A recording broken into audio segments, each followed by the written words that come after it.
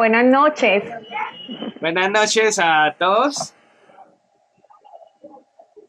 Espero que se encuentren muy bien.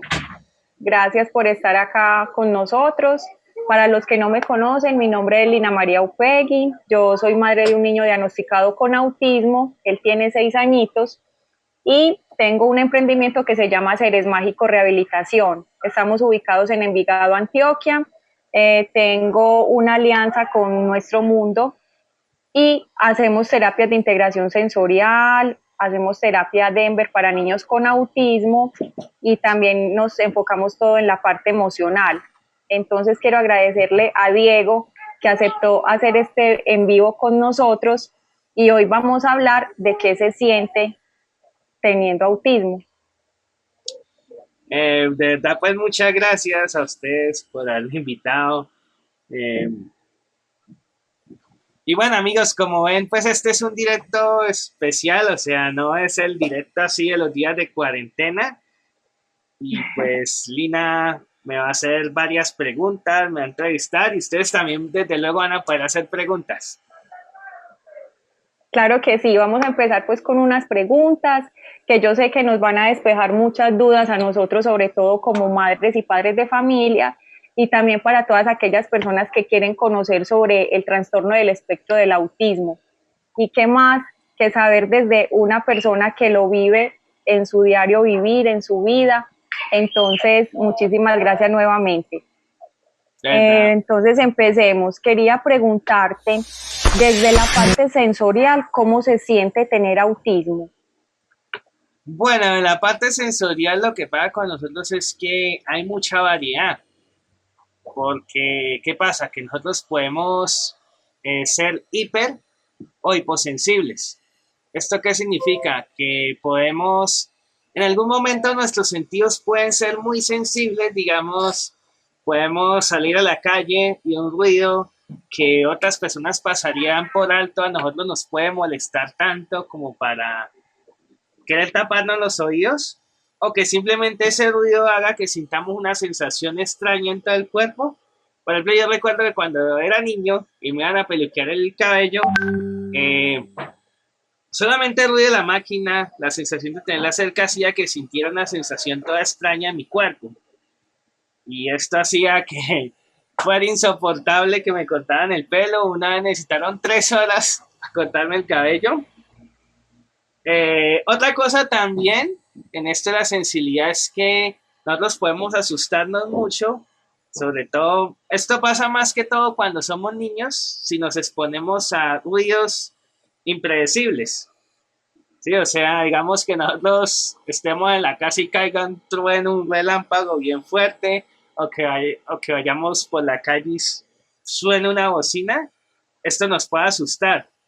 Esto puede desatar en nosotros una versión de querer huir.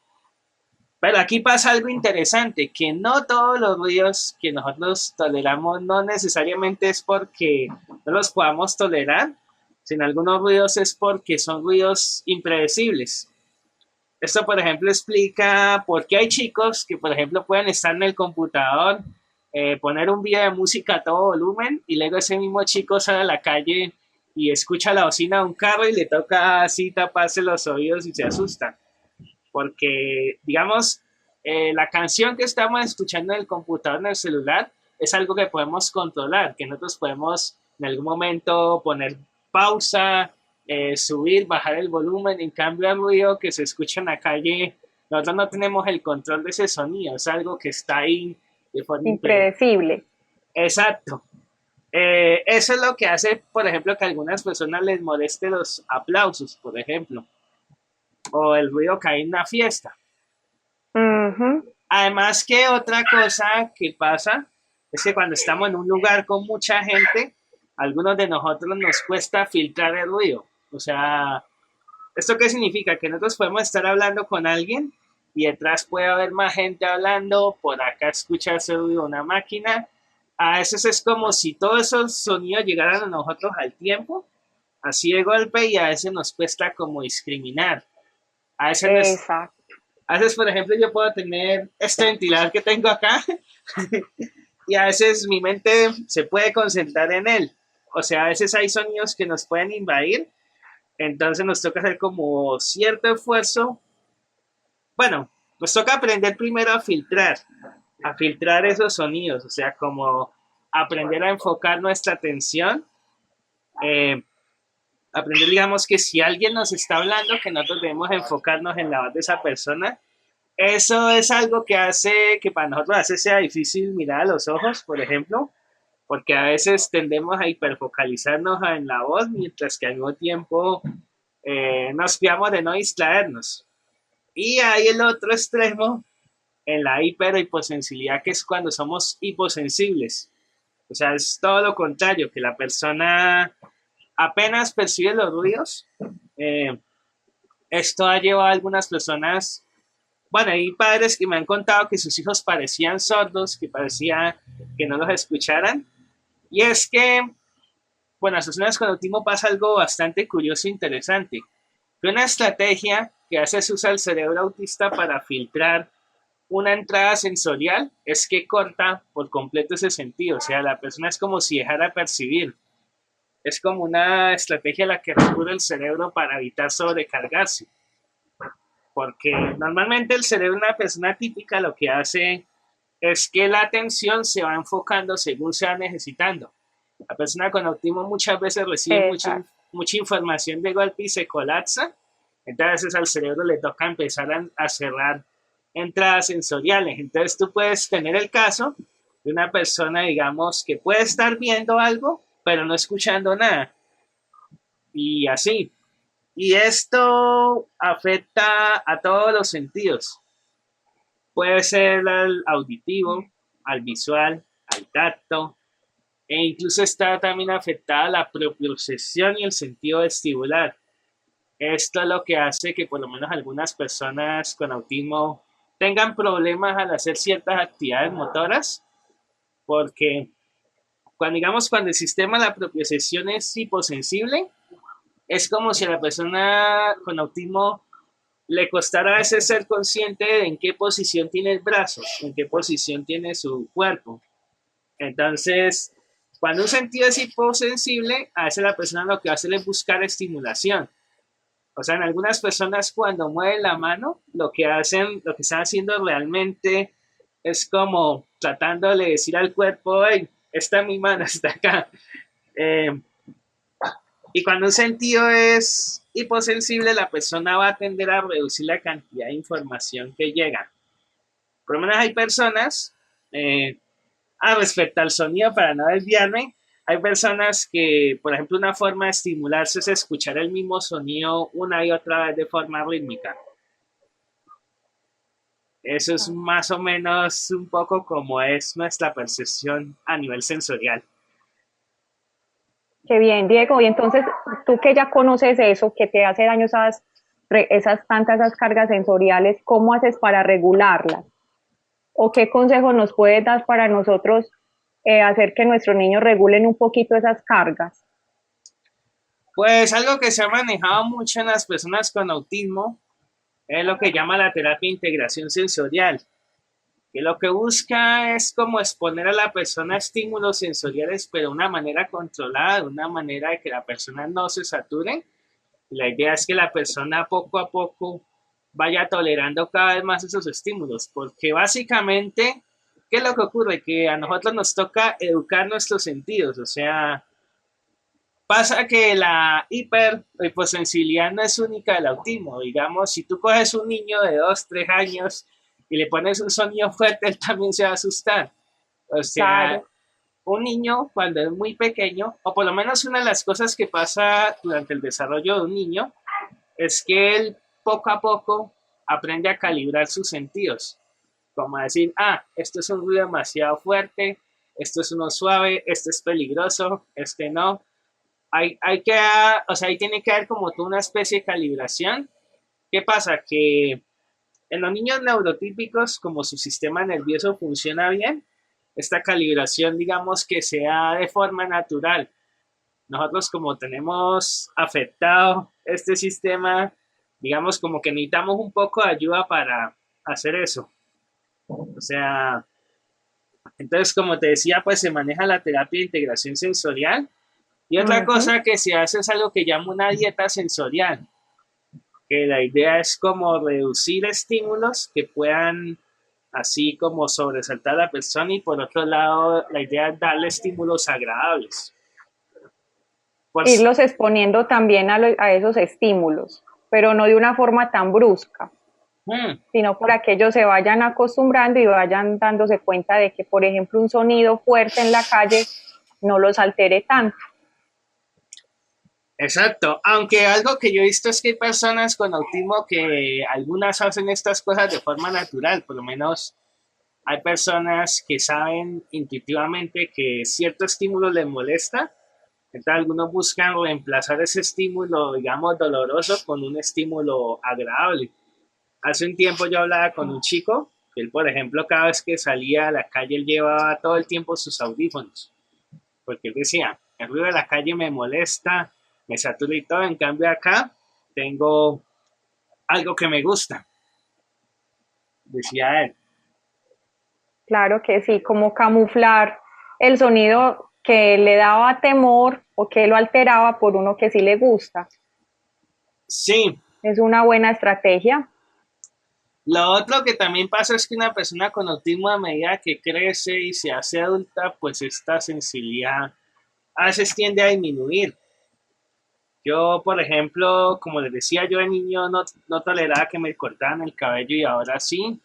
Había muchos alimentos que no comía, ya como de todo. O sea,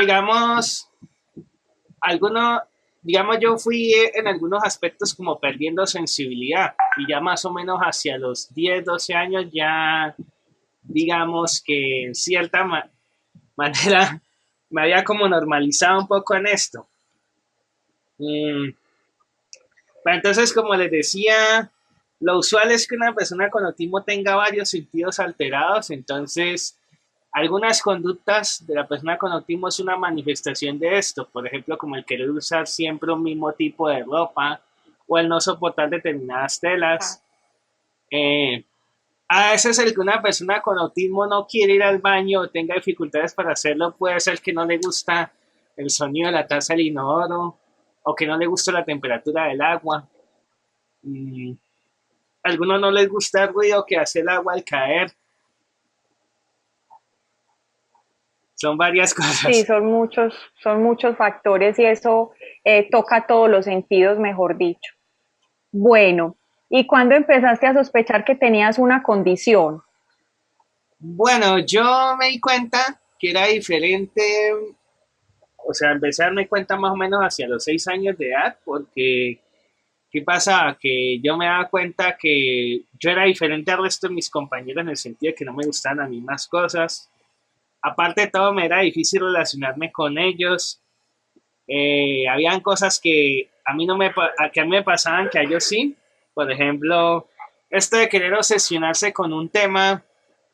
eh, por ejemplo, algo que les había contado antes era que cuando yo era niño, por lo menos mis hermanos se sentaban a ver televisión y ellos se puedan poner a ver una película y a veces daban comerciales. Y curiosamente me gustaban los comerciales. Cuando daban ciertos comerciales yo me ponía a saltar. Me gustaban los sonidos de esos comerciales. Eh, entonces tú te empiezas a dar cuenta de que eres diferente en qué sentido. En que las cosas en las que tú fijas tu atención, las cosas en las que, digamos, tú piensas y todo es diferente a los otros chicos. Digamos, a los otros chicos les gustaba el fútbol. Yo era muy malo jugando al fútbol. Eh, yo podía, por ejemplo, a mí me fascinaba coger un frasco de agua, pasar el agua a otro frasco y mirar los reflejos que producía el agua. Esto fue algo que intenté hacer con otro chico y se aburrió. Mm, o sea, y estas fijaciones, estos intereses así es una de las cosas que también nos lleva a tener dificultades para socializar. Por ejemplo, otra cosa que hacía cuando niño era que yo jugaba solo con la arena y yo hablaba solo, o sea, yo decía lo que pensaba en voz alta. Y yo decía, vamos a hacer tal cosa. vamos a hacer tal túnel y todo, y los chicos que me iban haciendo eso pues pensaban que yo estaba loco. Sí. Intereses diferentes. Ahora la cosa rara también que pasaba por estas edades de los 7 8 años era que yo por lo menos, a mí me gustaba mirar mapas, mirar por ejemplo las capitales de los países, mirar hacia dónde iban las carreteras, las montañas, todo esto. Voy a durar horas haciendo esto, pero al mismo tiempo era un alumno que tenía bajo rendimiento académico, o sea, los profesores no entendían cómo yo no era capaz de prestar atención en la clase de ellos y al mismo tiempo tenía esta fijación. Y, o sea, decían que yo tenía intereses más por cosas de adulto que de niños. Pero entonces, ¿qué pasó? Que en esa época no hubo el diagnóstico de autismo, puesto que yo no tuve retraso en el habla. O sea, antes mi mamá decía era que yo tenía un lenguaje Te hablaba avanzado. mucho. No, por ejemplo, yo recuerdo una vez que estaba en terapia, había unos niños que estaban meciéndose y yo empecé a hablarles de las partes del oído. Empecé a hablarles del martillo, el yunque, el tímpano y yo les explicaba que uno dentro del oído tenía estas cosas y ellos decían, pero ¿cómo, Diego? ¿Cómo es que uno este niño está loco porque cómo es eso de que uno puede tener un martillo, un yunque y todo dentro del oído? Decían ellos. Bueno, Diego, a ti te hacen falta las rutinas. Tienes que tener algo estructurado como una rutina para hacer las actividades del día. Pues digamos que a mí como muchas personas sí. Me cuesta un poco, digamos, cada vez que me levanto necesito al menos saber qué voy a hacer durante ese día, pero en la medida que, bueno, que crecí, que me hice adulto y todo esto, pues he podido flexibilizar más mis rutinas. Por lo menos esto de la cuarentena y todo fue algo que me descolocó porque yo pensaba en viajar. Quería viajar a Bogotá, reunirme con otras personas con Asperger, conocer allá algunas personas relacionadas con el mundo del autismo y pues no pude hacer ese viaje. Ah, y otra cosa que quería contarles amigos es que Queda postergado el viaje. no, en la pregunta anterior era que mi diagnóstico fue tardío. Yo fui diagnosticado a los 21 años. Y esto fue porque, como le explicaba Lina, si bien nosotros, digamos, tenemos todas las características del autismo, al mismo tiempo, por lo menos las formas de autismo más leves, digamos, los casos de Asperger, pueden pasar desapercibidos. O sea, fácilmente nosotros podemos pasar por personas normales, pero lo que sucedió en mi caso es que durante muchos años yo recibí otros tipos de diagnóstico, como déficit de atención, hiperactividad, depresión, ansiedad. Antes de tener el diagnóstico de Asperger, yo tenía un diagnóstico de depresión y llegué a estar medicado por eso. Todos veían también lo que tenía como una especie de fobia social extrema. O sea, porque una de las dificultades más grandes que yo tenía era pues para relacionarme con otras personas, pero esto era más debido a mis temas de interés, ya que no era fácil conectar pues las cosas que me interesaban a mí con lo que le interesaban al resto. Eso es. Así es. Entonces, ¿tú recomiendas que a los niños que están apenas, pues que están pequeños y que apenas están empezando con un diagnóstico, es muy bueno anticiparles y tenerles una rutina? Eso les puede dar seguridad. Sí es bueno tener la rutina y programarla, pero tampoco excederse en eso. Porque también si a uno le anticipan demasiado las cosas, pues eso también se puede volver estresante. O sea, Claro. la idea es que, o sea, que en la medida que ese niño pueda comunicarse, y que él se haga entender, pues ir hablando con él las cosas. Porque lo usual es que cuando a ti te digan la próxima semana va a pasar tal cosa, lo usual es que tú quieras saber más, hacer preguntas y todo. O sea, no basta solamente con decirle la otra semana vamos a ir al parque, sino de pronto dejar que la misma persona pueda como opinar del tema, decirle, digamos, qué ruta vamos a usar, con qué ropa vamos a ir, qué vamos a comer allá. Bueno, te quería preguntar otra cosita. Es que hay un mito muy grande con las personas que tienen trastorno del espectro autista. Dicen que no son empáticos y que no conocen, no saben conocer los sentimientos de otras personas. Pero entonces, las personas con autismo pueden comprender los sentimientos de otras personas. Bueno, si la otra persona nos explica lo que siente, sí lo vamos a poder comprender. También lo vamos a poder comprender en el caso de que podamos nosotros conectar eso que esa persona nos está contando con algo que nosotros hayamos vivido. Por ejemplo, si a mí alguien llega y me cuenta, no, fíjate, Diego, que mi papá está muy enfermo, estuvo 7 días hospitalizado, estuvo grave. Si me cuentas una cosa así, yo puedo entender eso porque fue algo que yo viví. Yo cuando tuve 7 años, yo casi me muero de dengue hemorrágico y bueno, fue algo que yo viví, lo puedo entender. Pero ¿qué pasa? Que si alguien me cuenta una experiencia que no haya vivido, que sea muy extraña, pues va a ser muy difícil poderme conectar con esos sentimientos. Ahora pasa otra cosa, que nosotros, algunos de nosotros podemos tener algo que llama lexitimia. ¿Que lexitimia qué es? Que nosotros a veces nos cuesta expresar con palabras lo que sentimos. O sea, podemos sentirnos tristes, podemos sentirnos de una cosa y nos cuesta como expresarlo en palabras. Esto, claro está, no significa que las personas con autismo no tengamos empatía, simplemente que hay una dificultad para expresar eso porque, Estar. a ver, nosotros somos personas de pensamiento muy concreto y muy lógico. Y las emociones son de las cosas más ilógicas que hay. No son cosas así concretas que sean fáciles de representar.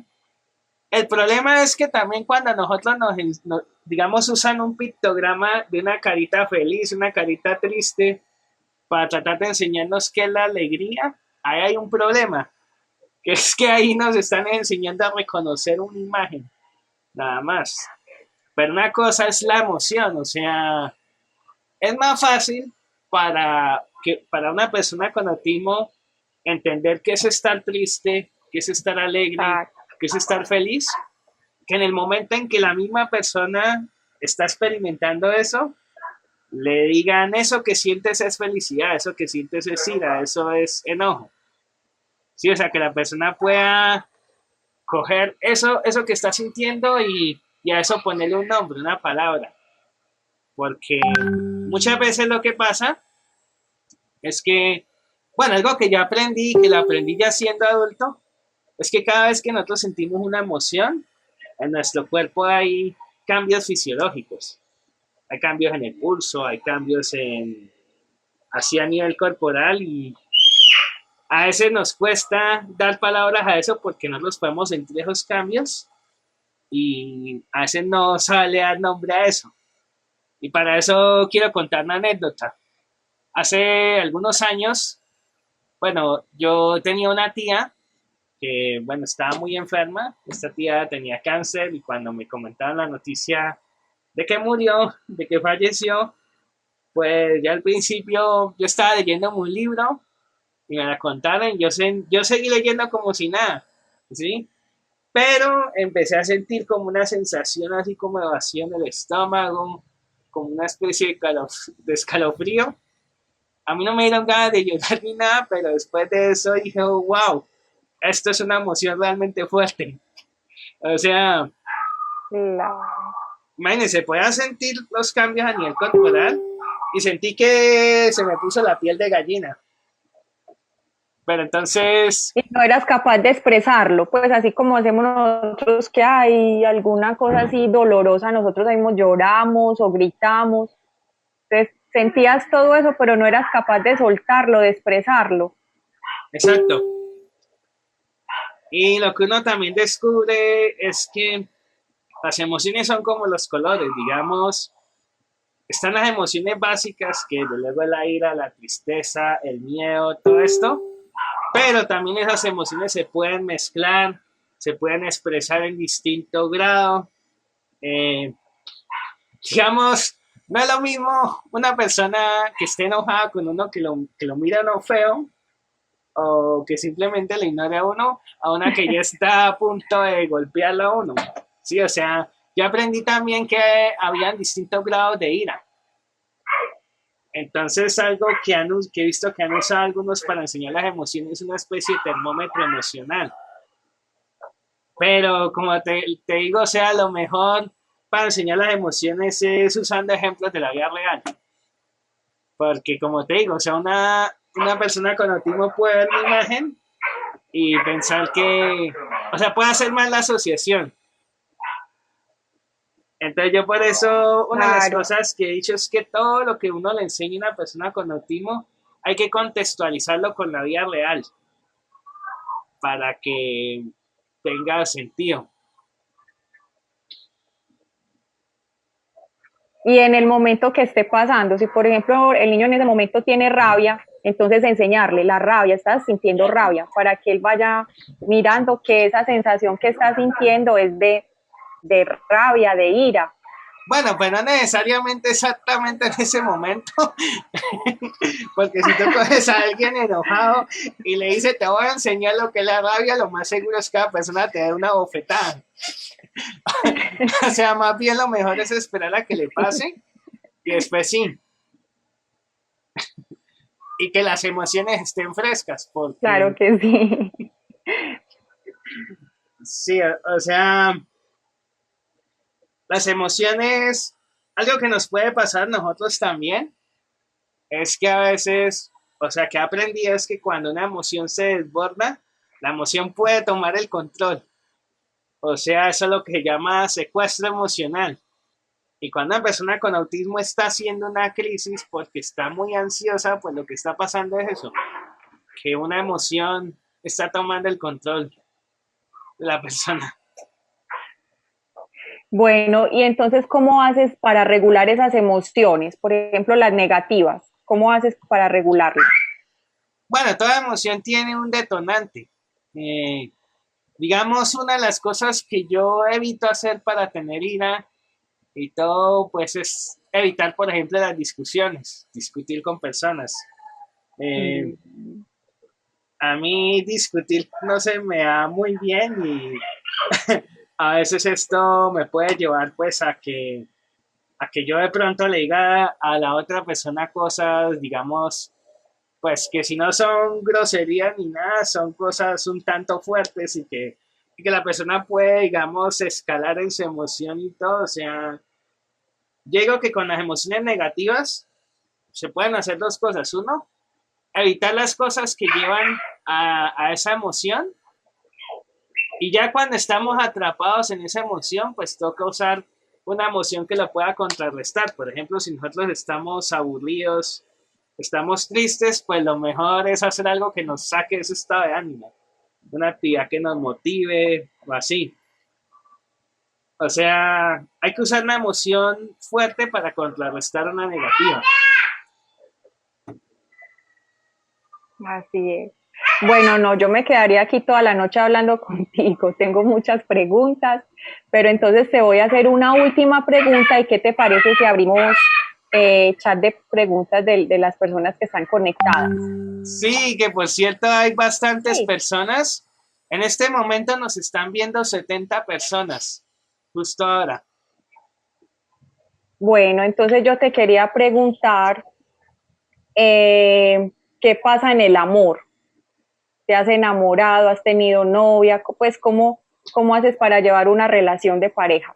Bueno, ese es un tema del que ya hablé en un video del canal y el que quiero hacer más videos porque es un tema bastante complejo. Por cierto, también hay mitos. Hay personas que creen que las personas con autismo, pues como no tenemos sentimientos, entonces que no nos enamoramos o que no nos interesa cosas como el sexo ni nada de eso. O sea, aparte de todo, de que la misma sexualidad, cuando se trata en el marco del autismo, pues es casi que un tema tabú. O sea, a veces la gente asume que como la persona con autismo le cuesta expresar sus emociones, le cuesta expresar lo que siente, entonces se tiende a asumir que la persona no va a manifestar ningún interés en esas cosas. Pero lo cierto es que nosotros sí, digamos, nos desarrollamos como el resto de personas, somos personas que tenemos deseo sexual, eh, eso sí creo que es igual que el resto de personas, y lo digo porque he conocido personas con diferentes grados de autismo, que aunque tengan autismo no verbal, tengan sus veintipico años, quieren igual tener su novia y todo. Claro. Son chicos que aunque les cueste comunicarse, si tú les muestras una imagen de una mujer guapa, pues se van a quedar viéndola. ¿Sí? Ahora, ¿qué pasa? Yo quería ampliarlo porque sí nos podemos enamorar. Eh, Podemos llegar a tener sentimientos muy fuertes, pero también las relaciones de pareja en las personas con autismo no son fáciles. Sobre todo cuando se trata de un hombre así como yo, un hombre Asperger y una mujer neurotípica, es complicado, porque lo que he visto, muchas personas me han consultado por eso, y es que hay relaciones que parece que avanzan bien durante un tiempo y después aparece algo que se llama el síndrome de Cassandra. Es el síndrome de privación afectiva, o sea, los problemas que tiene la persona con autismo para expresar sus sentimientos, para comunicarse, hace a veces que puedan surgir malos entendidos en la relación. Y esto a su vez, estos temas de comunicación han llevado muchas veces a que una relación se acabe. Eh, y es un problema muy real, o sea, he visto matrimonios que se han acabado eh, porque estas diferencias de comunicación y emocionales no son resueltas. Lo otro a veces que también ocurre es que la persona dentro del espectro autista pues no sabe cómo satisfacer las necesidades emocionales de su pareja. Eso es algo que también nos toca aprender. O sea, lo digo porque había personas, bueno, una persona que una vez me contaba que su esposo, que está dentro del espectro autista, llegaba del trabajo y él seguía en la casa trabajando y no hablaba con ella, nunca le decía mi amor, rehusaba el contacto físico, entonces su mujer pues llegó a pensar que él no la quería, que él no la amaba. Ajá. Y todo esto, digamos, toda esta serie de malos entendidos se fueron acumulando hasta que acabó en divorcio la cosa. Mm. Ah, qué Hay, pesar. hay un libro en inglés que es de esto. Bueno, hay una autora que ha escrito a profundidad estos temas, pero los libros están en inglés, que llama Mans Aston.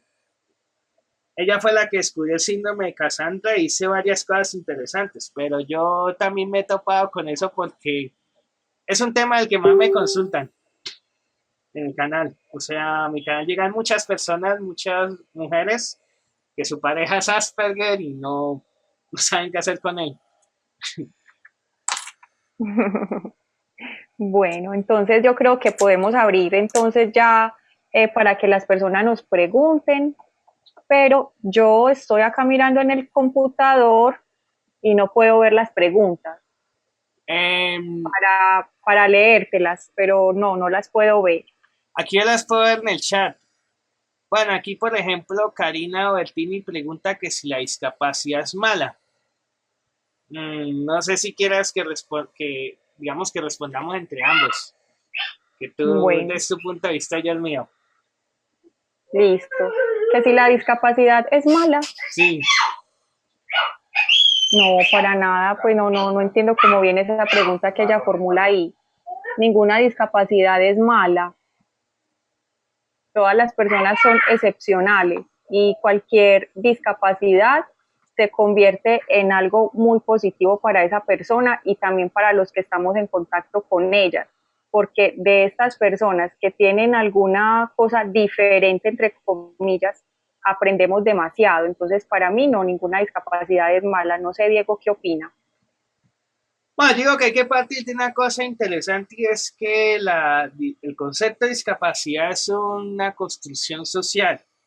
Entonces nosotros somos discapacitados en la medida en que nosotros tengamos barreras para pues hacer el mismo tipo de cosas que el resto.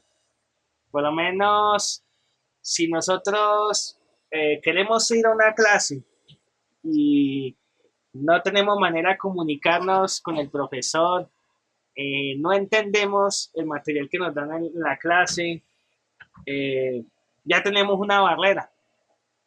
¿Y Exacto. por qué eso se considera discapacidad? Pues porque al tener esas barreras, nosotros estamos en una situación de desventaja con respecto al resto de personas.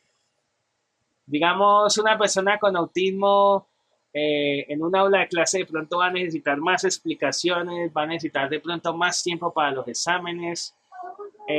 Algunos van a necesitar, por ejemplo, grabar las clases.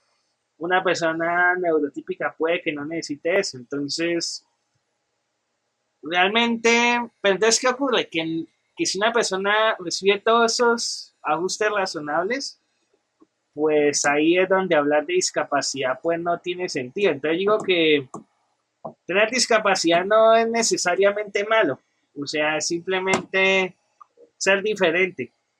Pero por otro lado, o sea, digamos que el término discapacidad fue algo creado más como con fines políticos, o sea, como con el fin de identificar ajustes razonables, identificar qué cosas en concreto puede necesitar una persona que no necesite las demás. Eso es lo que pienso. Excelente. ¿Qué otra pregunta lees por ahí? Bueno, dice Karina Obertini. No se te va la conciencia, el arma, no te muere muchas veces. Pues la verdad, eso no me ha pasado. Um, Vamos a mirar otra, así que nos hayan hecho interesante. Bueno, hay mucha gente saludando.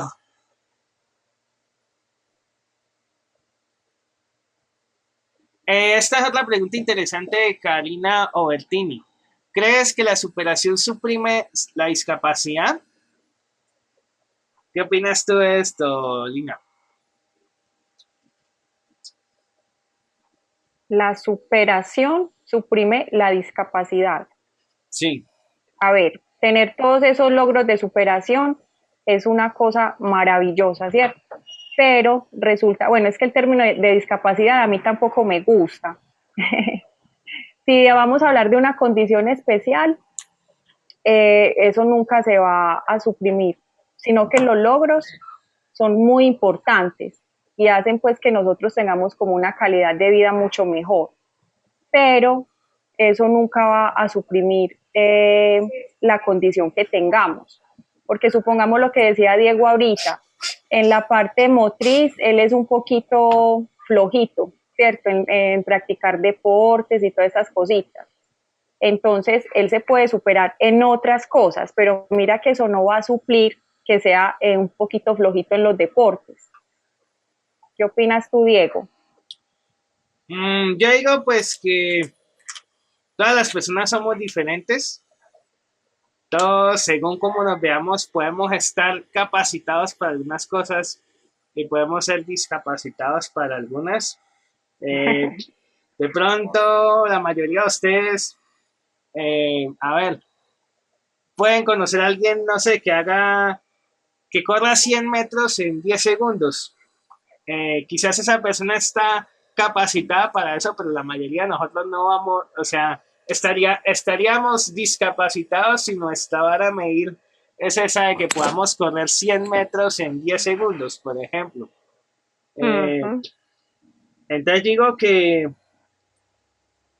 o sea, no hay que verle, no hay que ver esto como algo negativo, simplemente, o sea, Exacto. Simplemente cada persona tiene sus fortalezas, sus debilidades, y yo pienso pues que la mejor manera de trabajar es enfocarnos en las cosas que podemos hacer y en usar esas cosas para pues poder compensar, digamos, los puntos débiles. Así es. Vamos a mirar qué otra pregunta hay.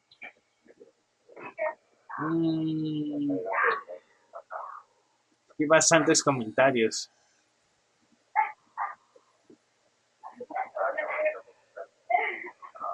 Espérame. Esta está interesante. Es de Dani Fernando Pismat. Desde tu experiencia, ¿cómo le puedo enseñar a un niño a reconocer y expresar el dolor físico cuando es pequeño y no puede hablar? Bueno, no sé si tú, Lina, hayas hecho esto con tu hijo, enseñarle a cómo expresar cuando algo le duele. Sí, inclusive Jacobo pues tiene 6 años y es no verbal. Él hace más o menos un mes para acá ya viene mostrándonos dónde se aporrea. Él primero se aporreaba y así fuera en cualquier parte, él siempre que se aporreaba nos hacía así, nos mostraba el dedito. Entonces así se aporreara en un pie, donde fuera, él siempre iba así llorando y nos decía que y lloraba. Nosotros se aporreó, pero no sabíamos dónde. Empezamos, empezamos a mostrarle dibujitos, a enseñarle, y cada vez que él se aporreaba, si nos dábamos cuenta dónde había sido, entonces le mostrábamos. Si por ejemplo se hubiera aporreado una rodillita, entonces íbamos y le mostramos, te aporreaste la rodilla, esta es la rodilla.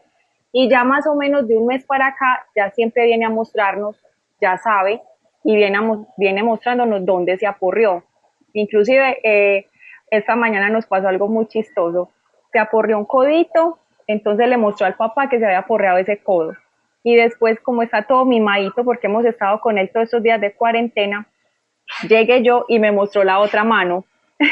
Se equivocó y me mostró que se había aporreado la otra mano, pero nos dimos cuenta que era de mimos y después fue a reírse. Entonces es como, si nos damos cuenta dónde se aporreó, irles y mostrarles, te aporreaste tal parte del cuerpo. Y también irle de una vez mostrando las partes del cuerpo, así ellos no hablen, ellos lo pueden ir señalando, porque así ellos van aprendiendo cuando son no verbales. Bueno, prácticamente Lina ya me robó las palabras. Yo iba a decir más o menos algo parecido, pues que hay que enseñarlos a ser conscientes de su propio dolor. Hay que tener en cuenta algo interesante aquí, que hay personas que tienen poca sensibilidad para el dolor o que dan esa impresión. Pero en realidad, en algunas lo que puede pasar es que algunas se aguantan el dolor porque algunas personas, algo que hay que enseñarle a las personas con autismo como una habilidad social es enseñarles a pedir ayuda. Y hay casos en que una persona con autismo le puede estar doliendo algo y la persona se puede aguantar porque la persona no sabe que eso que le está pasando es algo para pedir ayuda. A veces la persona no sabe eso. Y entonces, pues hay que enseñarle, o sea, algo muy importante es que a la persona con autismo hay que enseñarle en qué momentos es necesario pedir ayuda también. Es muy importante eso. Aquí hay otra pregunta interesante de L. Valdés Correa. Dice, buenas noches. ¿Se puede saber desde chicos si el niño tiene algún interés que le pueda ayudar en el futuro como carrera y cómo saber cuál es? ¿Qué opinas de esto, Lina? Pues sí, todas las personas desde que están pequeñas van mostrando como sus intereses, ¿cierto? Entonces, eso es importante. Por ejemplo, si uno ve un niño que le gusta mucho los instrumentos musicales, la música, pues con ellos nos toca ensayar, ensayo-error. Entonces yo lo metería a unas clases de música para ver si le gusta, si en realidad es lo de él. Y es como ir ensayando eso. Pero ellos sí van mostrando como sus intereses. Y como es algo que les gusta, que les interesa, se van volviendo expertos en ese tema. ¿Qué opinas tú, Diego? Pues yo digo que uno también desde pequeño no va mostrando como ciertas fijaciones hacia ciertos temas. Sí. aunque me pasa algo muy curioso, que cuando yo era niño, yo decía que quería ser científico. Yo tenía como cierto interés hacia la ciencia y todo. Y me pasó pues que cuando yo me gradué de bachillerato yo no tenía muy claro qué carrera quería estudiar. Yo estaba entre estudiar astronomía, entre estudiar física, historia, pero me pasaba algo interesante, que yo tenía dificultad con las matemáticas. O sea, esto del cálculo, del álgebra, a mí siempre se me dificultó esto. Pero curiosamente, acá estudiando ingeniería de sistemas, que sistemas es pura matemática. Y me costó bastante, pues, digamos, hacerla. Pues, Bien. pues no me atrasé así, o sea, la terminé en los 5 años que dura la carrera, pero digamos que, o sea, lo importante es que eso que quiera estudiar le guste y que él se vea, pues, haciendo eso. Por lo menos en el caso mío, ¿qué pasaba? Yo elegí estudiar sistemas, ¿por qué? Porque a mí, desde que nosotros tuvimos aquí el primer computador, yo lo que quise hacer siempre fue destaparlo, mirar qué tenía el computador por dentro. O sea, yo aprendí a arreglar computadores desde que tenía 14 años. Y siempre mostré una curiosidad por saber cómo funcionaba un computador. Yo a los 15 años más o menos aprendí a cómo programar, o sea, cómo... De hecho, una de las primeras cosas que hice cuando tenía 15 años fue tratar de crear un videojuego. Hice un código de una nave que podía mover con el teclado Esa, pues, y pues siempre trabajar con computadores fue algo que me gustaba. Y pues eso hizo que también pues hacer la carrera fuera fácil para mí, aunque pues la carrera no fue exactamente lo que yo esperaba, pero sí, o sea, al menos no me pasó como a muchos de mis compañeros, que hubo compañeros que empezaron a estudiar sistemas y cuando iban en el quinto o sexto semestre se cambiaron porque dijeron, no, esto no es lo mío. Y si bien me ha costado encontrar trabajo, integrarme laboralmente, eh, o sea, no me arrepiento de haber estudiado sistemas, porque ahorita lo que el mundo más necesita, y más en momentos como esta crisis, es gente que sepa cómo trabajar con un computador, que sepa resolver problemas en el mundo de la informática. Y es algo que, o sea, va a tomar más relevancia con el paso de los años.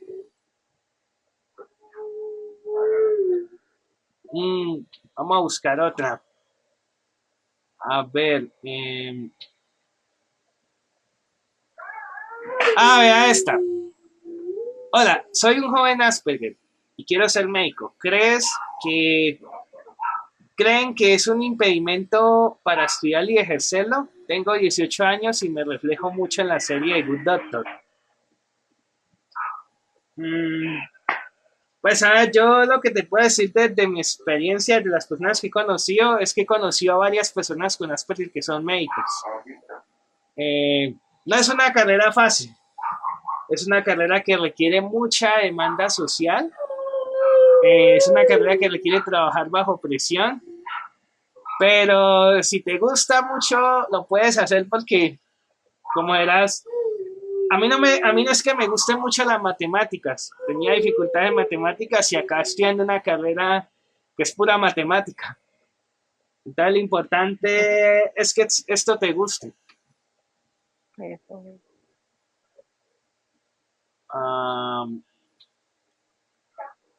Vamos a ver otra pregunta. Es que son... Dice, ¿a los cuántos años se pueden disminuir los movimientos repetitivos? Dice Milena González. ¿Tú qué opinas de esto, Lina? Bueno, yo pues bajo mi experiencia con las terapias que he tenido, hay niños que sí lo logran disminuir, personas que lo logran disminuir y otros que no. ¿Por qué? Porque esos movimientos repetitivos muchas veces es para controlar algún estímulo, para controlar, por ejemplo, si hay mucha saturación de estímulos, entonces ellos usan ciertos movimientos para regularse. Entonces hay personas que no lo logran dejar, otros que sí. Eso pues con las terapias uno les puede ayudar mucho, pero si es algo para ellos regularse, no se dejan, esos estímulos no se dejan. ¿Qué piensas tú, Diego? Bueno, yo he visto que muchas veces las estereotipias motoras, todos estos movimientos nos ayudan a calmar la ansiedad, a canalizar Uh-huh. estímulos. Una persona puede hacer movimientos de estos cuando se siente sobrecargada emocionalmente. Otra razón por la cual la persona puede hacer movimientos repetitivos es como, como lo que les explicaba la propiocepción, que hace es como para la misma persona sentir su cuerpo. Yo digo que, a ver, eh, no es bueno cuando una persona se autoestimula agrediéndose, autoagrediéndose. Eso sí es algo que hay que controlarlo. Corregir. O cuando la persona quiere hacer esto todo el tiempo y que eso interfiere con otras actividades. O sea, además que cuando una persona con autismo está todo el tiempo, la mayor parte del tiempo autoestimulándose, pues de pronto hay que mirar algo más. Eh, Puede ser que la persona esté sintiendo dolor y que el autoestimularse sea una forma, digamos, de intentar suprimir ese estímulo. A propósito, tengo una anécdota en este sentido. Una vez estuve aquí en una fundación de Bucaramanga, donde vi a un chico que tenía unos 13 años y casi todo el tiempo le estaba dándose golpes en la cabeza y a veces se mordía la mano. Y se mordía la mano hasta el punto de sacarse sangre. Y a mí me preguntaron que por qué este chico hacía esto. Pero era que, o sea, era tanto lo que él se hacía esto, que le tuvieron que poner así una protección en las manos y un casco, porque era que se agarraba a golpes. Los terapeutas que trabajaban en él al principio, pues, no sabían qué era lo que pasaba, pero después de hablar con ellos y todo, lo que me di cuenta es que este chico tenía problemas de salud.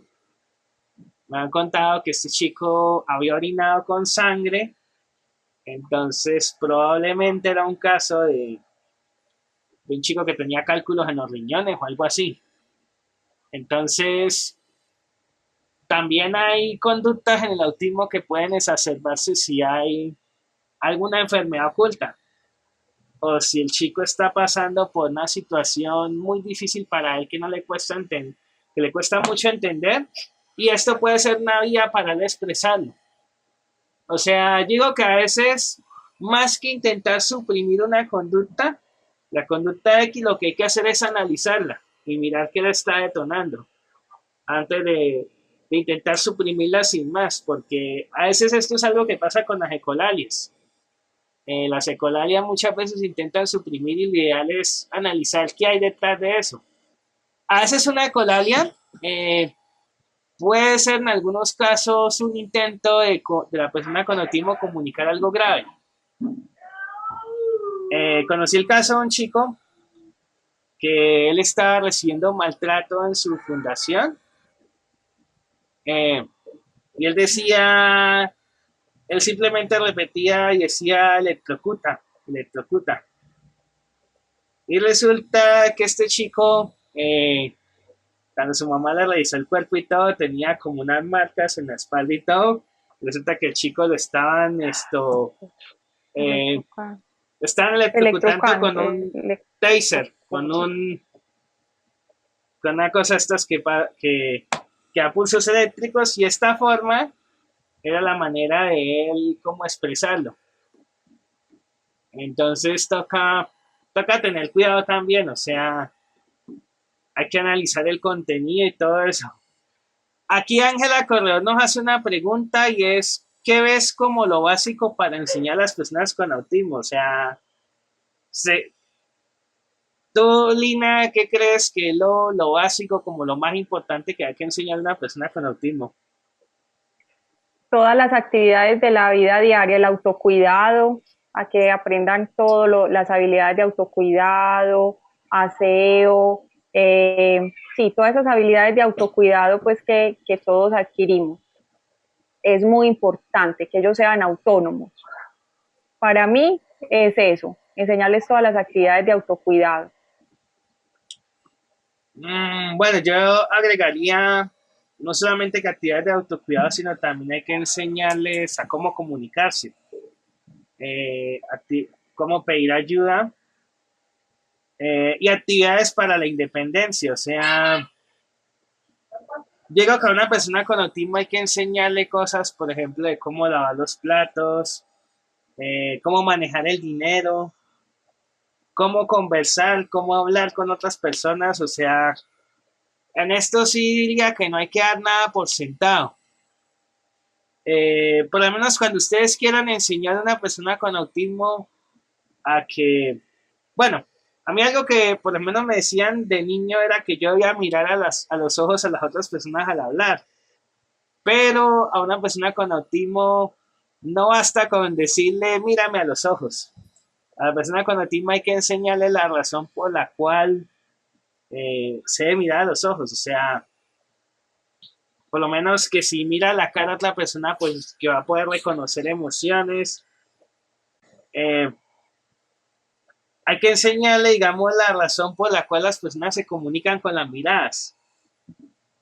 Y esto desde luego, pues es un aprendizaje complejo. También, o sea, otra cosa también es que hay muchos padres que se esfuerzan porque sus hijos hablen. Y más que enseñarle a una persona a articular palabras, porque sí hay que enseñarle a comunicarse. Comunicar. Sí, porque hay personas que físicamente ellos pueden hablar, tienen la capacidad de articular palabras, pero no lo hacen porque no le encuentran sentido al lenguaje. De hecho, hay un caso está el caso de Jean Sinclair, que es un activista de Estados Unidos, que él decía que él aprendió a hablar a los 12 años porque hasta esa edad fue que él encontró sentido a las palabras. Él decía que antes de los 12 años, para él, el lenguaje hablado era una extensión de sus ecolalia. Así lo veía él. O sea, no le encontraba sentido al lenguaje hablado. Entonces, de ahí diría que una de las cosas más importantes que le debe enseñar a una persona con autismo es a cómo encontrar sentido. Hay que enseñarles también a contextualizar la información, a generalizar también, porque ¿qué pasa? Que si una persona con autismo se le da la información pero se le da incompleta, la puede malinterpretar. También hay que saber darle las instrucciones. Si ustedes quieren que una persona con autismo haga algo, no le den demasiadas instrucciones al tiempo, sino la persona se va a bloquear. Yo a veces comparo a una persona con autismo como si el cerebro de una persona con autismo fuera el de como un computador, pero con una diferencia que una persona con autismo es como un computador que tiene mucha memoria, mucha memoria de almacenamiento, pero poca memoria RAM y un procesador lento. Así lo comparo yo. ¿Por qué digo esto? Porque nosotros nos podemos sobrecargar cognitivamente. O sea, si tú pones a una persona a hacer una tarea X, pero la persona está concentrada en esa tarea y dice ve y ya está el mandado y todo eso, pues la persona se puede quedar con lo último que tú le dijiste y olvidar todo lo demás.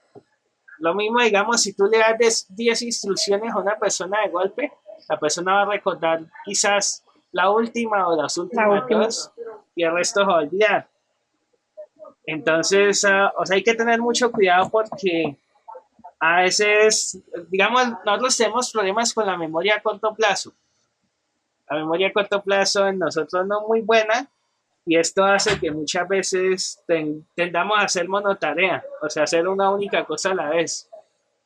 Entonces, en ese sentido, nos parecemos a un computador con poca RAM.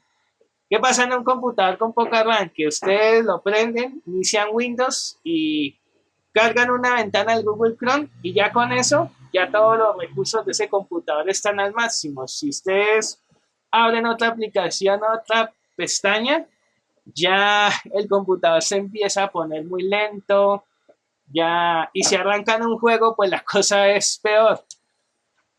A veces, o sea, a veces nos pasa algo así. Digamos, nosotros podemos estar manteniendo una conversación con alguien, pero nuestra mente al mismo tiempo tiene que vigilar nuestra atención de que no nos distraigamos. Otras veces tiene que filtrar estímulos sensoriales y lo tenemos que hacer de forma consciente. O sea, hay muchas tareas que el cerebro autista tiene que hacer de forma consciente que un cerebro neurotípico no, que un cerebro neurotípico hace de forma automática. Por ejemplo, una de esas tareas es que cuando usted mira a alguien a los ojos, en muchas de sus neurotípicas, ya la persona identifica el rostro, la persona dice, ah, me está mirando de tal forma porque puede pensar esto, aquello y todo. Esto es algo automático para muchas personas, pero a nosotros no. A nosotros nos toca mirar a la persona y pensar, bueno, ¿será que esta cara qué es? ¿Esto será ira, tristeza, enojo? Luego pensar, ah, ¿por qué nos miró así? Y empezar a recordar, debe ser porque le dijimos tal cosa. Pero eso es algo, eso es un proceso que hacemos consciente, o sea, mientras, digamos, estamos pensando todo eso, nuestra mente no puede hacer otra cosa. ¿Sí me entiendes? Claro. Eso es, Bueno, ¿por qué no respondemos ya una última pregunta? Porque ya llevamos sí, 1 hora y 2 minutos. una horita y 2 minuticos. Entonces, yo creo que respondemos una última pregunta eh, y ya para desconectar ahí. Dice, a ver. Bueno, también he visto que hay gente aquí que ha hecho como aportes en el sentido de aportar información, así como a lo que estamos hablando. No sé si quieras que Ah, qué leamos bien. algunos de sus aportes. Acá, por ejemplo, nos dice Élica del Toro A. A pesar de que los profesionales pueden conocer mucho del tema desde una perspectiva académica, yo pensaría que es más importante la opinión del chico. Él se conoce mejor a sí Claro, mismo, pues es quien vive la condición, es necesario escucharlo y darle valor a sus deseos. Saludos cordiales. así es. Eh, Otra persona nos dice, a ver, busquemos otro aporte por acá. Dice, acá en Argentina se habla de SEA, condición del espectro autista y no trastorno o TEA, suena mejor. Dice, vamos a buscar otro aporte.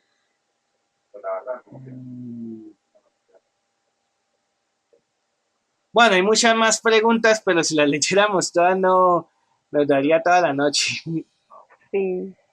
No, de todas formas, yo quiero agradecerle mucho a Diego porque con él hemos aprendido demasiado. Sígalo en su canal, él tiene unos temas espectaculares. Ahí nos resuelve todas las dudas que tengamos en el canal, a lo aspergiano. Él ahí tiene todas las respuestas a las dudas que tenemos.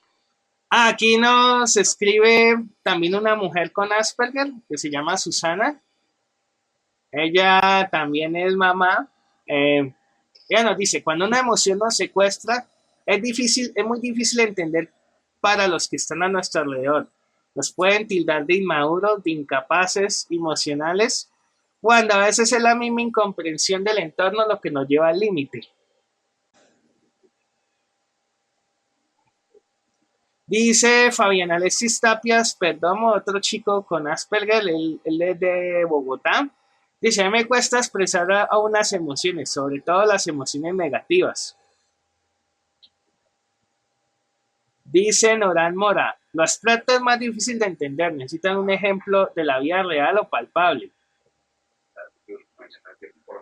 Aquí nos habla una persona de su hijo, nos dice Juliana Estefanía, es cierto, cuando me despedí de él, cuando salí de mi país, él no demostró ningún sentimiento, como que no entendió aún habiéndole explicado. Luego el papá salió, según mi madre, quien lo cuidaba, dice que perdió el habla por completo y cuando nos reencontramos luego de 3 meses, nos reclamó que por qué le habíamos abandonado.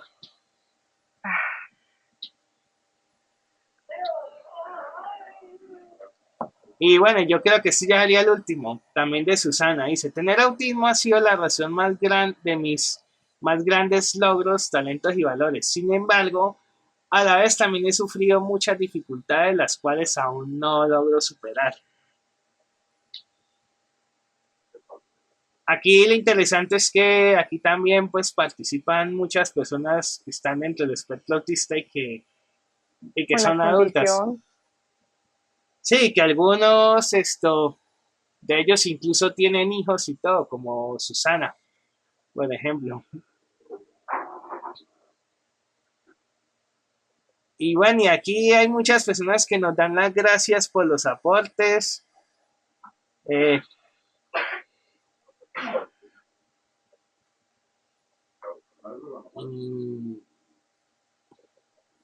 hay gente que nos habla desde Perú, desde México, hay personas conectadas desde varios países, principalmente México. Bueno, yo creo que ya podemos terminar. Sí, bueno, muchísimas gracias a todos por estar con nosotros en este rato. Muchas gracias a Diego porque nos despejó muchas dudas y no, muchísimas gracias. Vale, amigos, muchas gracias. Recuerden, amigos, que todos los días estamos haciendo un directo, menos cuando hay así un directo especial como este.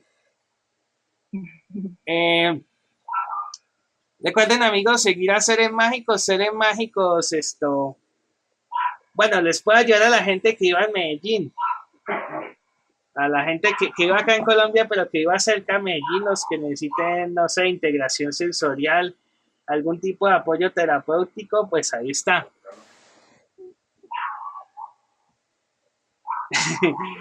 Bueno, nos vemos entonces mañana.